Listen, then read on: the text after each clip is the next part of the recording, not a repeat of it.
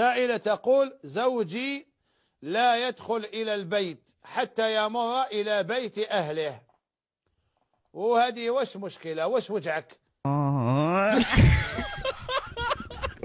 أو ما يجيش للدار حتى يجوز ليماه وباباه ويطمئن عليهم ويجي للدار.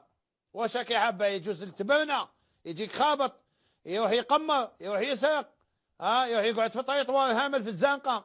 يا عباد ربي، زوجي لا يدخل إلى البيت حتى يمر إلى بيت أهله. بارك الله فيك، راني راضي عليك، راك على حق. فهو يعمل، وبعد الخروج من عمله لا يأتي إلينا حتى يزور أمه. نصحته ونصحته، الله أكبر ديك النصيحة، هذه نصيحة إبليس لآدم. نصحاته باللي كي تخرج من الخدمة ما تروحش تشوف يماك، هذه النصيحة. نصحته ثم نصحته ثم نصحته، واش صار؟ لكنه مصر على هذا، وطول السنة انصحوا يا سيدي. واش ننصحوا؟ نقولوا ما تزورش يماك، ما تروح تشوف باباك؟ يا أعوذ بالله.